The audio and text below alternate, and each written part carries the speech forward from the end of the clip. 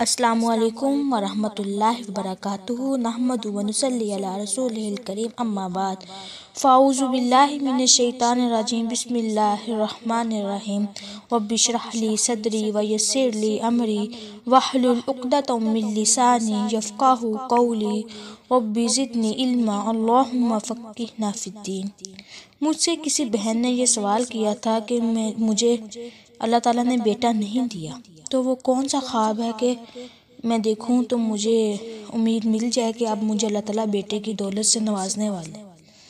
تو جی ناظرین، اگر کوئی شخص یا کوئی عورت خواب کے اندر ہرن دیکھتی ہے، یا کوئی مرد ہے شادی شدہ ہے، وہ خواب کے اندر ہرن دیکھتا ہے، تو اس کی تعبیر یہ ہوگی کہ اللہ تعالیٰ انہیں جلد بیٹے کی نعمت سے نوازنے والے ہیں۔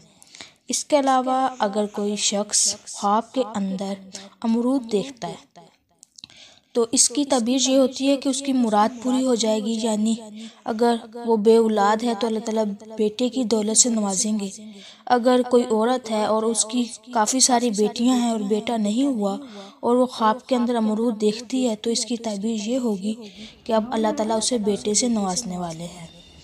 اس کے بعد اگر کوئی شخص خواب کے اندر شہد دیکھتا ہے تو اس کی تعبیر بھی یہی ہوگی کہ اس کی مرادیں پوری ہونے والی ہیں، یعنی اگر اس کے پاس بیٹا نہیں ہے تو اللہ تعالیٰ اسے بیٹے سے نوازنے والے ہیں۔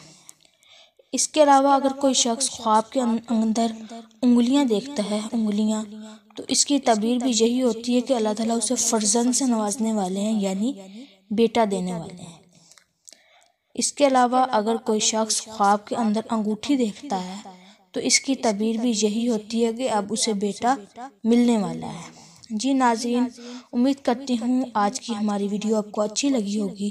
ایسی مزید ویڈیو حاصل کرنے کے لیے ہمارے چینل کو سبسکرائب کریں۔ جزاک اللہ، وآخر دعوانا ان الحمد للہ رب العالمین۔